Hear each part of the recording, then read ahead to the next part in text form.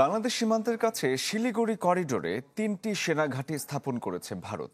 সীমান্ত এলাকায় চিকেন নেকের নিরাপত্তা জোরদারের জন্য আসামের বামুনি, বিহার বাংলা সীমান্তের কৃষাণগঞ্জ এবং পশ্চিমবঙ্গের উত্তর দিনাজপুরের চোপড়া এলাকায় এসব ঘাঁটি স্থাপন করা হয়। এই করিডোর ভারতের মূল ভূখণ্ডকে উত্তর পূর্বাঞ্চলের সেভেন সিস্টার্স রাজ্যের সাথে যুক্ত করে, যার ফলে এই করিডোরকে স্পর্শকাতর এলাকা হিসেবে বিবেচনা করে ভারত। আঞ্চলিকভাবে করিডোরটি চিকেন নেক নামে পরিচিত।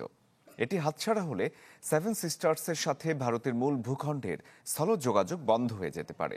এরই মধ্যে বাংলাদেশ সীমান্ত ঘেঁষা চোপড়া ঘাঁটি পরিদর্শন করেছেন ভারতীয় সেনাবাহিনীর পূর্বাঞ্চলীয় commander lieutenant general R C. Tiwari. এ সময় তিনি ভারতীয় সেনাদের নিরাপত্তাজনিত বিভিন্ন চ্যালেঞ্জ মোকাবেলায় সক্রিয় থাকার নির্দেশনা দেন।